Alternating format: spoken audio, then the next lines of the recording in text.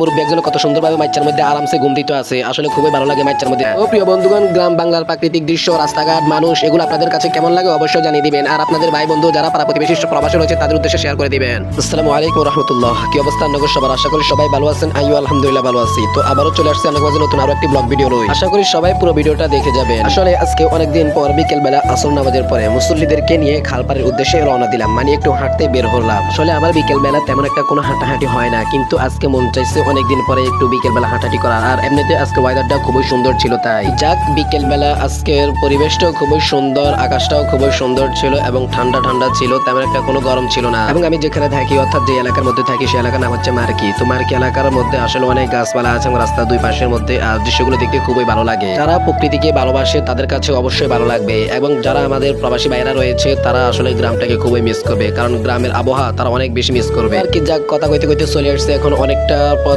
এগিয়ে চলে এসেছি। আর একটু সামনে যাব, সামনে যাওয়ার পরে তারপর আমরা ওখানে যাবো মূলত চা খাওয়ার জন্য। আসলে মার্কি গ্রামের এই রাস্তাটার মধ্যে অনেক ভালো লাগে, কারণ হচ্ছে কি দুপাশে গাছ রয়েছে এবং ক্ষেত রয়েছে, এক কথা দেখতে খুবই ভালো লাগে, বুঝছেন? তো এই কারণে এখন আমরা বিকেল হাঁটতে হাঁটতে যাইতেছি দোকানের কাছে, আর মুরব্বীদের সাথে কথা বলতে বলতে এখন তো চলে যাইতেছি। যাওয়ার পর দেখবেন আমরা যে চা খাই আর ওখানে যে মানুষের আড্ডা দেয় কত সুন্দর দেখা যায়। আর দেখছেন দুই পাশে দুইটা খাল রয়েছে, খালের মধ্যে এখনো মাছ ধরে। যাক অবশেষে এখন আমরা চলে এসেছি মাইচার কাছে। আসলে আপনাদের এলাকায় এটাকে কি বলে আমরা জানি না, কিন্তু এটাকে এদিকে মাইচা বলে। দেখছেন এই মুরব্বী একজন কত সুন্দরভাবে মাইচার মধ্যে আরামসে ঘুম দিতে আছে, আসলে খুবই ভালো লাগে মাইচার মধ্যে, যেমন বাতাস লাগে চারিদিকের প্রকৃতির খুবই সুন্দর, খুবই ভালো লাগে, শান্তি লাগে। যাক এখন আসতে আসছে আমাদের বড় মিয়া সাহেব, বড় মিয়া সাহেবের সাথে আমরা কিছু কথা বলবো, উনি কি বলতে বলতে আসতেছে আমরা সেটা জানবো।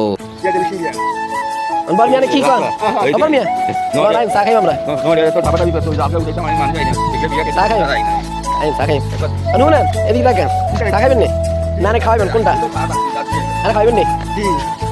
যাক অবশেষে আমরা কথা বলতে বলতে চলে এসেছি খালপাড়ের মধ্যে, এবং খালপাড়ের মধ্যে এসে এখন আমরা চলে এসেছি জিলানি কাকার দোকানের মধ্যে। আসলে বড় মিয়া সম্পর্কে আপনাদেরকে একটা লাইন বলে দিই, আসলে উনি খুবই ভালো একটা মানুষ, খুব সহজ সরল একজন মানুষ। ওনার নাম হচ্ছে আলমগীর হোসেন প্রধানিয়া, তো সবাই ওনাকে বড় মিয়া নামে ডাকে। যাক অবশেষে বড় মিয়া আমাদেরকে চা খাবে, চা অর্ডার দিয়েছে। যাক চা আমাদের সামনে হাজির হয়ে গেছে, আর এটা হচ্ছে জিলানি মিয়ার দোকান। জিলানি কাকার দোকানের মধ্যে দেখছেন সবাই কত সুন্দরভাবে এখানে আড্ডা দেয় বিকাল বেলা এসে। আর এই যে দেখতে আছেন এখানে এক গ্রুপ ক্যারাম বোর্ড খেলতেছে, কিছু মানুষ দাঁড়িয়ে আছে। আসলে এটাই সৌন্দর্য গ্রামের, কিন্তু বিভিন্ন মাদক ইয়াবা এসব থেকে যদি দূরে থেকে এসব কিছু করে খেলে সবাই মিলে, এটাই ভালো। আসলে গ্রামের সৌন্দর্য তো হচ্ছে এটাই, সবাই মিলেমিশে থাকবে, মিলেমিশে একটা দেশ করবে, মিলেমিশে খেলাধুলা বিকেলবেলা সময় কাটাবে, এটাই হচ্ছে গ্রামের মূলত সৌন্দর্য। যাক অবশেষে চাটা খাওয়া শেষ, এখন আমরা চলে যাবো আবার মসজিদের উদ্দেশ্যে, যেহেতু মসজিদের মধ্যে যাই আবার নামাজ পড়া লাগবে, সেই কারণে অবশেষে আমি বড় মিয়ার সাথে কথাবার্তা বলতে বলতে আমরা দুজনে একসাথে হাঁটাহাঁটি করে চলে যাইতেছি।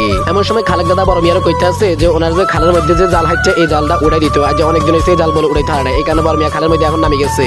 দেখছি একটা হাক্কার মতো দেয়া যায়। আসলে এরকম হাক্কা এলাকার মধ্যে কার কার আছে অবশ্যই কমেন্টে জানিয়ে দিবেন। এইসব হাক্কা গ্রামের অঞ্চলে অনেক দেখা যাইতে, কিন্তু এখন আর এইসব হাক্কা গুলা দেখা যায় না, কারণ এখন প্রতিটা জায়গা জায়গায় রাস্তা হয়ে গেছে, এই কারণে এখন আর হাক্কা গুলো নাই। অবশেষে বড় মিয়া হাক্কা হার হয়ে গেছে এই সাইডের মধ্যে, এই সাইডের মধ্যে যাই বান্দেন না যে জাল আছে এই সাইড দিয়ে বান্ডা খুলবো।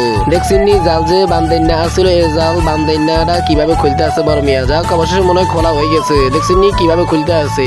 বড় মিয়ার জাল খোলা শেষ, এখন এই সাইড দিয়ে এই সাইড দিয়ে এখন আবার জাল খুলবো। আর এই জালটারে কি জাল নামে পরিচিত অবশ্যই জানিয়ে দেবেন, কিন্তু এই সাইড দিয়ে ঠিকই আসছে বড় মিয়া, কিন্তু জালটা আর খুলতে হারলো না। দুঃখবশত এখানে একটা মৌমাছির বাসা রয়েছে, এই কারণে আসলে বড় মিয়া ঠিকই গেছে খুলতে বললে, কিন্তু এখানে যে পরিমাণ মৌমাছির বাসা রয়েছে ওনারা 2-3টা কামড় লাগা দিয়েছে, আসলে খুবই খারাপ লাগছে, এই কারণে আসলে জালটা খুলতে পারে না। তো অবশেষে কথা বলতে বলতে আমরা আর কি করবো, এখানে আমরা চলে এসেছি জাল না খুলে। ও প্রিয় বন্ধুগণ, গ্রাম বাংলার প্রাকৃতিক দৃশ্য, রাস্তাঘাট, মানুষ, এগুলো আপনাদের কাছে কেমন লাগে অবশ্যই জানিয়ে দিবেন, আর আপনাদের ভাই বন্ধু যারা পাড়া প্রতিবেশী প্রবাসী রয়েছে তাদের উদ্দেশ্যে শেয়ার করে দিবেন। যাক অবশেষে এখন আমরা চলে এসেছি মসজিদের কাছে, অনেক হাঁটাহাঁটি হলো এবং আপনাদেরকে পরিবেশ দেখানো হলো, সবকিছু দেখানো হলো। ও প্রিয় বন্ধুগণ, ধন্যবাদ আপনাদের সবাইকে এতক্ষণ পর্যন্ত আমার আজেরা বকবক শোনার জন্য। তো সকলে ভালো থাকবেন, সুস্থ থাকবেন, দেখা হবে পরবর্তী ভিডিওতে।